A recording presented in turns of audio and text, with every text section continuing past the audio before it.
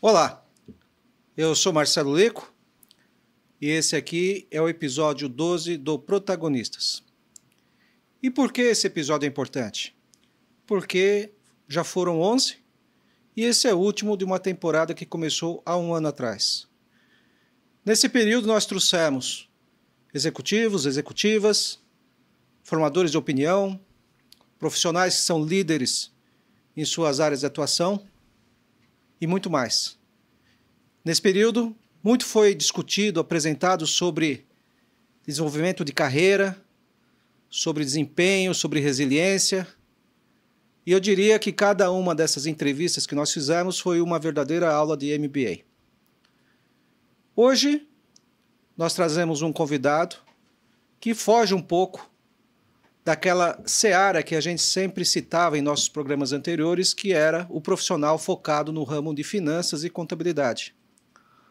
Hoje o nosso convidado tem uma experiência, eu diria, inspiradora no sentido de relações binacionais. Na final, ele representa hoje, já há alguns anos na verdade, a relação comercial entre Brasil e Líbano. Nosso convidado de hoje é o Guilherme Matar.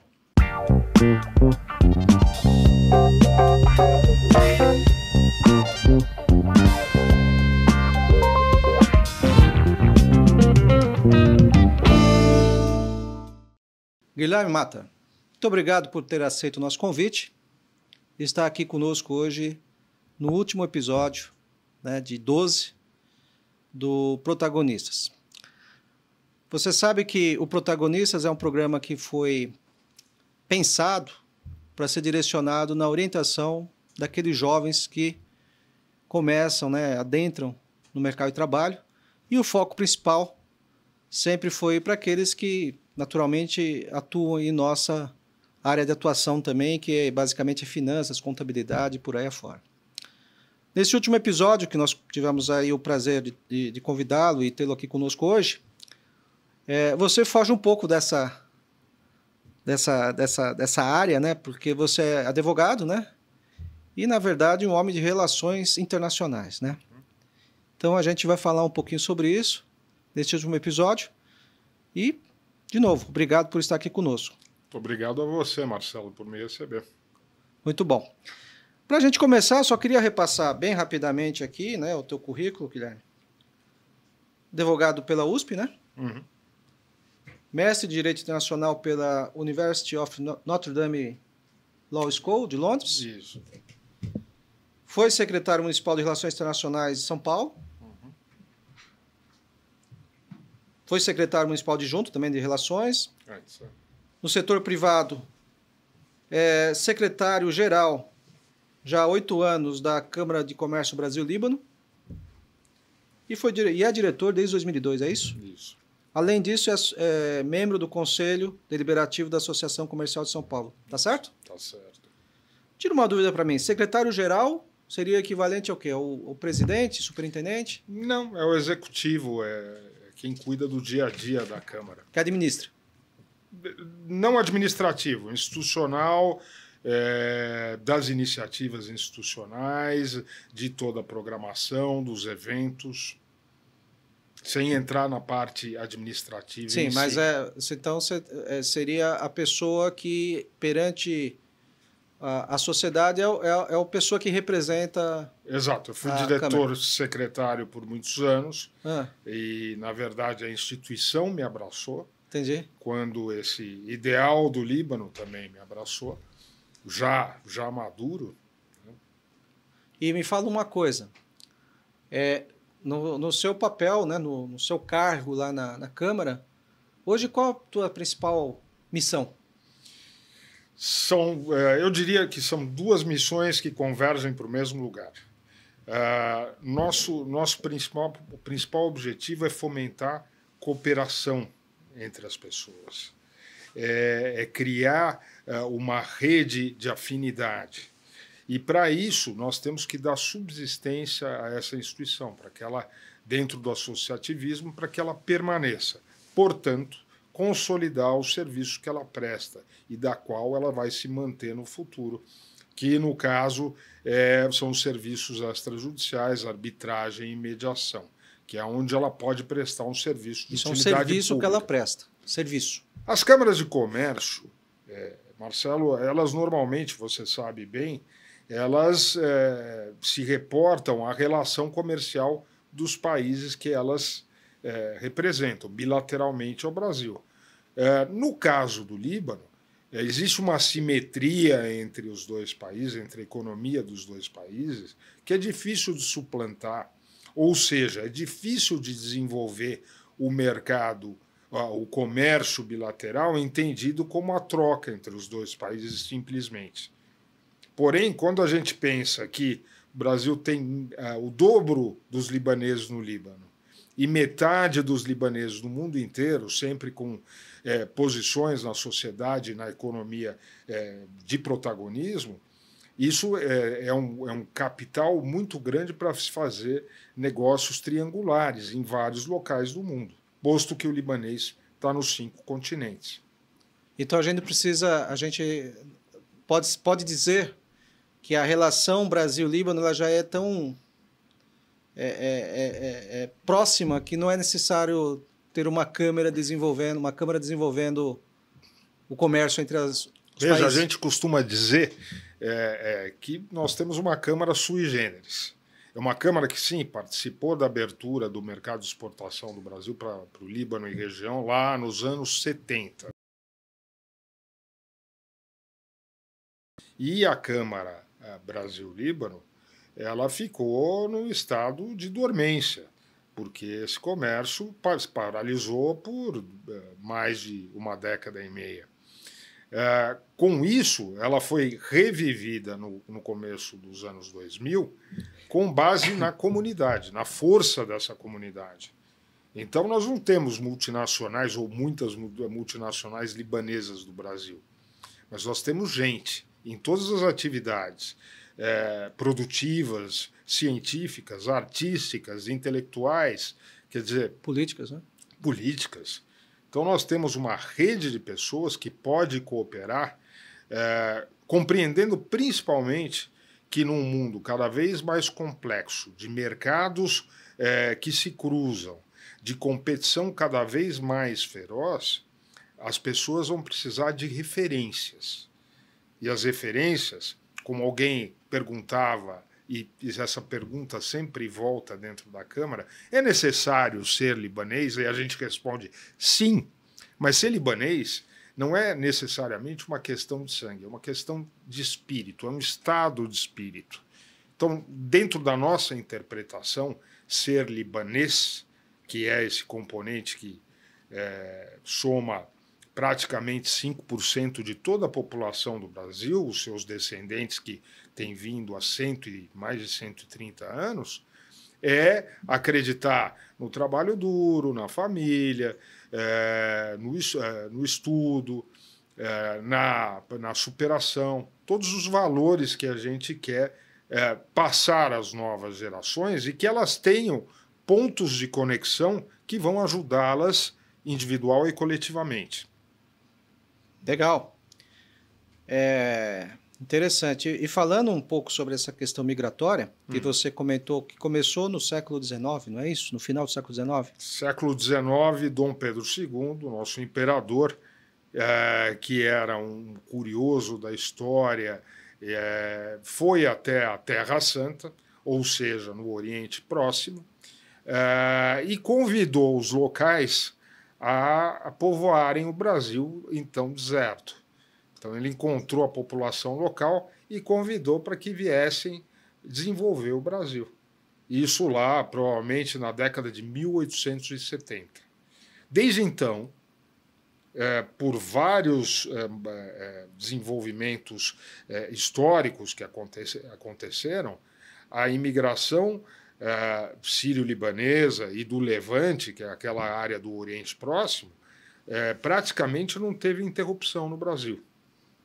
Entendi. Daí nós temos uma coletividade tão diversa, porque ela pode estar na sua quinta, sexta, sétima gerações, como ela pode estar na primeira do recém-chegado há 10, 20, 30 anos. Então há uma riqueza cultural e às vezes hiatos culturais a serem transplantados, né? Os mais antigos já não têm a língua, já se distanciaram do Líbano contemporâneo, e conviver com esse libanês, vamos dizer, recente, moderno, que veio para o Brasil, é não só um desafio, é uma riqueza, porque traz sempre o componente de conhecimento, de novas informações importantes. E é uma das tarefas da Câmara aproximar esse público. E aí, lembrando que não precisa também ser o libanês, mas só alguém que comungue dessas mesmas ideias. Claro. E quando começou a migração, logo nosso imperador da época, Dom Pedro II, né? Isso.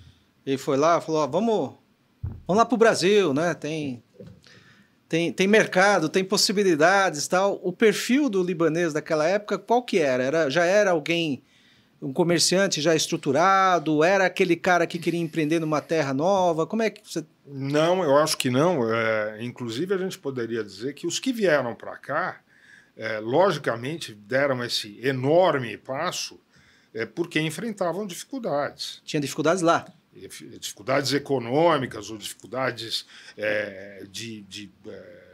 políticas, de atritos entre comunidades, de domínio de poder estrangeiro. Era o tempo do Império Otomano sobre toda aquela região. Então, essas pessoas vieram na dificuldade. Imaginava-se que pegaria um navio no Oriente Médio, provavelmente com escala na Europa, para ir ao Novo Mundo, à América.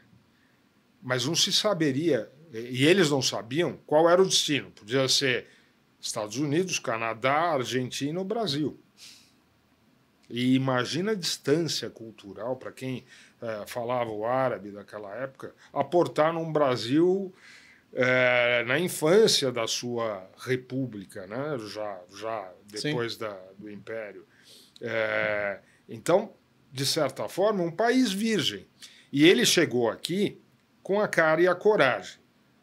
Se transformou em mascate, entrou Brasil adentro. Há quem diga que esses imigrantes foram os verdadeiros bandeirantes que fizeram a integração do Brasil por necessidade. Então, caixeiros viajantes que iam aos locais mais remotos na época, sem falar a língua, sem conhecer a gente, com uma mudança climática grande, ou seja, todas as condições eram novas. E ele tinha a determinação de prosperar e fazer com que a sua descendência tivesse um futuro melhor. Eles ajudaram a construir o Brasil, né? Vamos poder dizer assim, né? O novo... É um slogan da Câmara. Pós-império, né? Isso. É uma coletividade que ajudou a construir o país. Não há dúvida disso. E tem outra coisa que eu digo para você, que vem um pouco de encontro com aquela noção do estado de espírito, muito mais do que da questão de sangue. O libanês, ele não é o imigrante, por mais que fosse grande a distância cultural na época, não é o imigrante que vem e se isola, é o imigrante que se integra, que muitas vezes se miscigena, embora isso tenha acontecido gradualmente. Portanto, ele assimila o país de destino. Tanto que você ouve das pessoas, até dos mais recentes, dizerem: eu tenho duas pátrias. É verdade, eu já escutei isso. E dizem, e completam. E a primeira é o Brasil. Uma gratidão pelo Brasil. E mais, a boa convivência considerando que o Brasil é um país de imigrantes, né, que é essa panela de diferentes origens que compõem o povo brasileiro, de bom convívio, de boas relações com as mais diferentes origens, com as mais diferentes culturas. Então, acho que essa é uma qualidade importante. E lá no processo migratório, lá atrás, que você falou, eles saíam do Líbano e vinham para a América, só que a América podia ser lá o Canadá, podia ser o Brasil ou mais, sei lá, a Argentina. O perfil do libanês que vinha para cá na época, qual que era? Era família ou era o jovem que ia se aventurar? Você tem? Os registros que nós temos são os mais variados. Tem de tudo. Você normalmente tinha alguém que vinha predominantemente do interior do Líbano, ou seja, das montanhas, fosse predominantemente do centro-sul na época, predominante cristã na época, o que viria a mudar com o tempo, né? Viria a flutuar com o tempo, mas vinha provavelmente o mais novo, um dos filhos, primeiro para desbravar o local, e depois chamava o irmão, ou chamava o primo, ou trazia os pais. Muitas vezes, e há casos relatados disso, ele voltava ao Líbano e continuava a vida lá para, eventualmente, ele próprio ou uma futura geração voltar para o Brasil. Então, esses cruzamentos são muito interessantes. Mas era uma atitude bem corajosa, né? Extremamente. Desafiadora. É difícil traçar um paralelo atual, porque hoje a gente tem informação, hoje a gente tem internet, hoje a gente tem tudo na mão. Então existe referência, existe um tradutor. Imagina naquela época. A pessoa não tinha nenhuma ajuda para chegar num local completamente desconhecido. E tinha que se virar. Tinha que se virar. Não dá nem para falar que ele era resiliente, porque ele ia e tinha que acontecer, tinha que dar certo, certo? Muitas vezes era uma questão de sobrevivência. Sobrevivência. Mas a vontade era de ferro. E eu acho que esse é um dos principais elementos. A vontade era de ferro. Que é um elemento que a gente usa, inclusive, para hoje, com as dificuldades do mundo moderno. Você acha que no mundo moderno falta a vontade de ferro? Eu acho que falta a canalização de energias por um determinado objetivo. As coisas são muito dispersas. E as coisas são muito fáceis também hoje, né? Exato. A informação está muito fácil. Nem sempre a informação é confiável, muitas vezes ela é superficial. Sim. Em quem acreditar como fonte de informação? Não é difícil para qualquer um. A quem se aliar na sua profissão, no seu negócio? Essa também é uma proposta que a gente tem em mente. Sim. Todo mundo a união faz a força. As alianças tornam as pessoas mais capazes, mais eficazes. Criar um princípio, por exemplo, de ética comercial, em que se tem a segurança de fazer negócios com pessoas desconhecidas, porque existe referência de que essa pessoa é correta, de que essa pessoa é idônea. Então, a gente acredita que na sociedade e no mercado atuais são componentes raros, difíceis de encontrar. E que talvez a gente tenha a resposta. Entendi. Agora, falando lá desde o começo da migração, no final do século XIX, você, por exemplo, pegando agora, vamos falar assim dos anos 2000, por exemplo, ainda continua um processo migratório, até porque temos a Guerra Civil, que foi nos anos 70, né? 75, é isso? De 75 a 90. De 75 a 90, depois aí teve todas aquelas questões políticas, religiosas, né? Partido político que se mistura com religião, não é isso? E como que, de lá para cá, como é que ficou essa questão migratória? Continuou acontecendo? A nossa observação, né, convivendo dentro da coletividade, é que ela continua. Continua. Não são movimentos em bloco, como talvez aconteceram no início, mas você tem um movimento contínuo de pessoas que vieram nos anos 80, nos anos 90, nos anos 2000, nos anos 2010, e, guardadas as proporções, fizeram o mesmo caminho dos seus antecessores. Nós temos uma série, eu sei que você já sabe, na Câmara Brasil-Líbano, que é chamada Raiz de Cedro, que é para valorizar exatamente esses princípios que unem as pessoas. E ali a gente homenageia perfis os mais diferentes. Empreendedores, pessoas da aviação, pessoas da justiça, procurador-geral. Uhum. Todas essas pessoas têm em comum valores e princípios que os tornam afins, né? Que se tornam mais fáceis de se encontrarem, de serem amigos, de trocarem experiências, de serem parceiros eventualmente. Isso é eu diria que esse é o nosso produto. Bacana.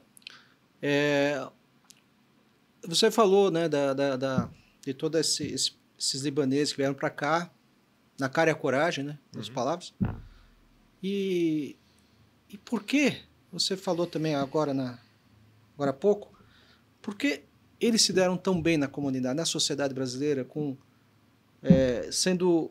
conquistando uma influência importante em vários setores, tanto no empresarial, no saúde, político. O que diferencia os libaneses, de repente, sem querer fazer comparação, mas do brasileiro raiz, vamos falar assim? Eu acredito que é uma soma de componentes, e dos quais a gente já tateou agora há pouco. Então, a força de vontade, a determinação de chegar em algum lugar, o apreço pelo trabalho duro, pelo estudo, pela família, valor de família muito forte. Então, todos esses ingredientes vão facilitar o êxito das pessoas. Uhum. E, logicamente, você assiste que existem talentos em profusão. Você tem gente que não só perseverou, mas tinha a capacidade de chegar onde chegou, como empresário, como profissional técnico de diversas áreas, como pessoas públicas, como um sem número, artistas, sim, cientistas, não tem fim isso. Mas eu acho que a mensagem nesse caso tem que determinar o objetivo e não desistir. Exatamente. Eu lembro que um dos nossos encontros a gente fez no clube, você me apresentou um médico, não lembro o nome dele agora, que ele estava lá naquele nosso grupo, não esqueci, ele comentou, né? Não, vim para o Brasil, não ia falar português, acho que entrou na USP. Isso. Você sabe, acho que você tocou falando. Robert Nemer, Ele entrou na USP, fez medicina e hoje é um médico renomado, né? Veio adolescente, sem falar o português, sem nada, né? Mais ou menos entrou isso. Na faculdade mais difícil, da cadeira mais difícil, da faculdade mais difícil. E esses casos, esse é um caso brilhante. É um caso brilhante. Mas são muitos. E você encontra um atrás do outro. São coisas que a gente não esquece. Eu lembro quando ele falou isso, fiquei pensando, a gente vê, nos dias de hoje, tudo é difícil, né? Para qualquer coisa o pessoal desiste no meio do caminho. Então, é aquela história. O cara veio, não falava português, veio para o Brasil, entrou na melhor universidade da época, provavelmente, se formou e hoje é uma pessoa renomada na área que ele atua lá, né? Eu sei que, se você me permite, eu sei que o seu público é o público de hoje, é o jovem de hoje, e eu tenho comigo que... lembra daquele filme Benjamin Button? Lembro. Às vezes eu penso que a vida seria mais interessante daquela forma, porque, olhando para trás... seria muito melhor ter feito faculdade aos 40 anos. Quando a gente tem uma maturidade emocional maior para aproveitar a carga de aprendizado, de ir atrás. Sim, sim. Então, embora isso não seja possível, e a gente tem que fazer isso cedo, muitas vezes aos 17, aos 18, aos 20 anos, é preciso que a gente tenha essa carga de determinação para poder colher os frutos lá mais adiante. Determinação. Essa é uma palavra importante. Determinação. Pois é. E aí, pegando o gancho da migração, a gente falou agora há pouco sobre o Líbano, antes da Guerra Civil, lá em 75, diziam que, assim, eu li, né, na época eu era criança, não sabia, mas eu li depois de alguns anos que, antes disso, o Líbano era um país de turismo comparado a países da Europa, né, alguma coisa assim. A Suíça do Oriente. A Suíça do Oriente. e muito moderno, muito bacana para se visitar e por aí vai. Depois veio a Guerra Civil, 75 a 90, você comentou? Isso. E de lá para cá, como é que está o Líbano? Vamos lá, você tá nos devendo uma visita para o Líbano, que haveremos de fazer juntos. Sim, no futuro. é verdade. Mas é interessante isso, porque o Líbano uma somatória de características da natureza, da geografia e do capital humano. Por isso é um dos destinos turísticos, até hoje, dos mais aprazíveis, dos mais fascinantes que você pode encontrar. Naquela época, aquele país pequeno se valia, primeiro, é um oásis numa região árida, é um lugar onde tem água, um lugar onde tem alimento, tá entre a montanha e o Mediterrâneo. Sim. Tem terras férteis, mas se valeu muito da educação. Depois, principalmente da tutela francesa, que vai até a década começa na década de 20, vai até a década de 40 do século 20, né, 1920 a 1940, formou-se uma massa de pessoas com escolaridade alta, com formação e cosmopolitas. Então, por isso, o Líbano, ao mesmo tempo ocidental e oriental, ao mesmo tempo com todas as confissões vivendo juntas, era um país diferenciado e, apesar de todas as dificuldades pós-guerra, continua sendo. Isso eu posso te garantir. País desenvolvido. Já era desenvolvido naquela época comparado com o Brasil, por exemplo, nos anos 20. 100 anos, mais ou menos. Naquela época, sem dúvida nenhuma. Hoje, não dá para dizer que seja um país desenvolvido. É um país que foi desestruturado. É um país que tem questões econômicas muito importantes. Quando você passa 15 anos de guerra civil, você destrói todo o tecido da infraestrutura do país. E vamos dizer, o período, esses 30 anos que sucederam, esse período, não foram fáceis. Foram de altos e baixos também, de avanços e retrocessos. Portanto, o Líbano tem muito para fazer, não dá para se considerar um país resolvido. Mais do que nunca agora, tem uma oportunidade de sanear sua economia, de ter uma política mais afirmativa, e é isso que a coletividade que tem admiração e carinho pelo Líbano aqui no Brasil espera. Agora, a questão da guerra civil hoje, como é que está? Ela está superada? Hoje quem... Bom, basicamente, eu acredito que a gente possa, de forma resumida, dizer que a guerra civil ocorre porque uma solução externa de interesses de diversos países externos tiveram o Líbano como cenário, se aproveitando das situações, das circunstâncias políticas regionais e das diferenças político-religiosas internas. Sim. Eu, particularmente, acredito que o libanês é um povo de boa índole, é um amante da paz, do trabalho, da prosperidade, um ser humano com defeitos, como todos os outros. Mesmo assim, um país viável dentro desse conceito. Então, eu diria que os problemas são muito mais frutos de um contexto internacional, geopolítico, regional, mas que afligem o Líbano mesmo assim. E assim foi depois da Guerra Civil e até agora. Essa situação atual que a gente vê que está acontecendo naquela região do Oriente Médio, a gente sabe que tem lá o Hezbollah, né, que apoia as questões lá do Oriente Médio contra Israel, e isso acaba diretamente afetando o Líbano, porque o Hezbollah, né? Hezbollah. Hezbollah ele é como se fosse um partido armado, vamos falar assim, do Líbano, que acaba nessa discussão com Israel, nessa guerra, vamos falar assim, acaba afetando diretamente o país, né? É isso mesmo que ocorre? Bom, veja, a grande questão aí para o Líbano é a sua autodeterminação. Tá. Muito mais do que a existência do Hezbollah, se o Hezbollah ou qualquer outro partido tem uma orientação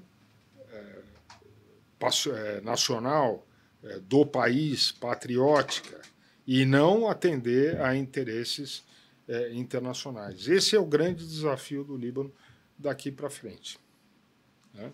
A situação é complexa, é muito difícil definir as coisas ou rotular as coisas, porque para se chegar até uma determinada situação dentro do país aconteceram muitas e muitas situações, né, e confronto entre forças diferentes.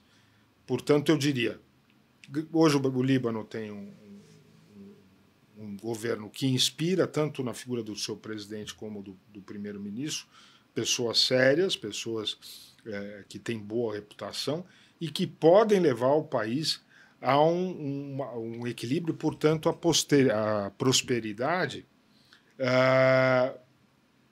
apesar de toda a conjuntura regional que continua difícil. Entendi. Que coloca uma certa preocupação, né, quanto ao futuro, né? A preocupação é permanente, a situação, o mundo é complexo, as relações, você falou das relações internacionais, mais do que nunca em xeque. É importante pensar que a maior prosperidade de pessoas, países e empresas se dá, de forma geral, para a maioria delas, em tempos de paz, em tempos de harmonia, em tempos de cooperação. E aí a gente volta naqueles mesmos princípios. Então, eu diria, fora todos os clichês e talvez a percepção distante que a gente possa ter do Líbano, que está lá no Oriente, é um país que, eu repito, são pessoas que querem trabalhar, querem prosperar na vida, querem ter uma vida em harmonia, na sua esmagadora maioria. E é um país que, como dizia o falecido, agora São João Paulo II, é um país que é um país mensagem. É um país cuja história e cuja trajetória dá um exemplo para as pessoas do que pode se tornar uma vida mais harmônica e caminhando num sentido positivo. Sim. E deixa eu fazer uma pergunta pessoal, Guilherme. A tua descendência libanesa é por parte de Pai. Pai? Quem que era libanês da sua família? Meu avô. Seu avô? Meus avós paternos libaneses, Uhum. Né? E da parte de mãe italianos. Italiano, então. O que é uma mistura comum e a gente sempre diz 100% mediterrânea. Pois é. Que região da Itália que é? Do Vêneto. Vêneto. Lá de cima, né? Lá de cima. Agora, voltando para o mundo aqui do nosso programa, né, que é a mensagem para aquele jovem, né? Mensagem profissional, mas também pessoal, contando todo esse... Porque a gente falou aqui da migração, que o pessoal vinha sem saber exatamente aonde ia chegar, como ia fazer e tal. Falando para os dias atuais, né? Porque embora tem toda a questão do Líbano ser um país de vanguarda, tal, tem a questão da guerra que preocupa. Então, fazendo um paralelo com essa situação do passado, do presente, com a realidade hoje do jovem do Brasil, que tem muita informação, às vezes tem muito mais até do que aquele povo que está lá no Oriente Médio, que mensagem que você passaria no sentido, olha, você que está aí reclamando da vida ou achando que não vai conseguir atingir seus objetivos, o que você tem que fazer? O que você tem que mudar, talvez, para você atingir, né? Buscar os seus objetivos? Eu acho que a gente ouvir a história dessas pessoas e mesmo essas pessoas que você estava mencionando, mostram uma coisa importante. Nada é impossível quando a gente quer. A gente quer. Realmente, quando a gente se esforça, quando a gente insiste. O mundo é difícil de se entender? Bastante. De ter claro o caminho adiante, sem dúvida. Mas a gente precisa, como eu falei antes, de referências. E com base nessas referências, com base em um pouco do que se possa agregar vindo da pessoa que está próxima a você, os objetivos são possíveis. Os sonhos são possíveis. Uhum. E sonhar é alguma coisa que não tem fim, não tem geração que possa se dar ao luxo de abandonar isso. A desesperança, ela não pode se instalar, porque isso seria não ter objetivos, né? Você falou uma palavra algumas vezes, a determinação. Né? Uhum. Tem que buscar aquilo. A determinação tem a ver um pouco com sonho, né? Porque sonho você coloca no seu meio, eu quero aquilo lá, tal, mas para atingir aquilo tem que ter determinação.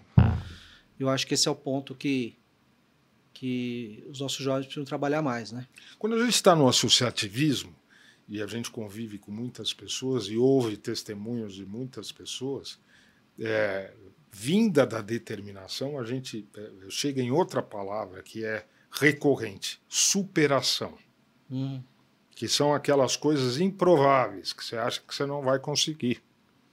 E você vê os casos mais incríveis de pessoas que fizeram a própria sorte, que estavam no lugar certo na hora certa, ou que insistiram de tal forma contra as adversidades que conseguiram. Só que, pessoalmente, e dentro desse contexto, eu acredito que é necessário para a gente estar em contato com as pessoas, estar em aliança com as pessoas, que isoladamente, se você transpuser isso para atividade empresarial ou profissional, ou qualquer projeto que você faça, um projeto isolado e solitário, ele vai ser muito mais difícil de emplacar. Sem dúvida. Guilherme, só para a Câmara Brasil-Líbano hoje, ela tem, assim, se o cidadão quiser se associar, é possível? Como é que funciona? Para se aproximar, para conhecer um pouco mais da cultura? Muito bom. Então, nós falamos bastante da missão da Câmara Brasil-Líbano e tem o que é o pilar da sua subsistência. Como Líbano e Brasil têm um comércio de capacidade limitada pela diferença e distância entre os dois países, é muito mais na integração e na possibilidade de negócios triangulares com os libaneses espalhados em todo o mundo que são o valor de negócios para essa comunidade. Mas mais do que isso, nós continuarmos a pregar e exercitar essa rede de pessoas, essa aproximação das pessoas. E o que fazemos para isso? Ser associado é importante? Sim, é importante, é um gesto simbólico, mas que para uma Câmara pequena é significativo. Mas o principal de todos, nós, mais do que o serviço de apoio a comércio exterior, nós temos serviços extrajudiciais de gestão de conflitos. Arbitragem e Câmara mediação. De arbitragem.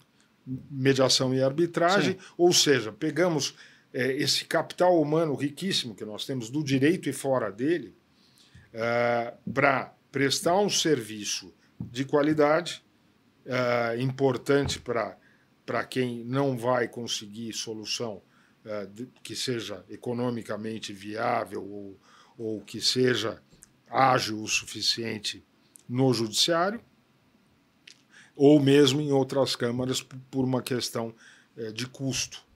Ou seja, é levar a solução de conflitos também a pequena e média empresa. E aí a gente sempre pensa nesse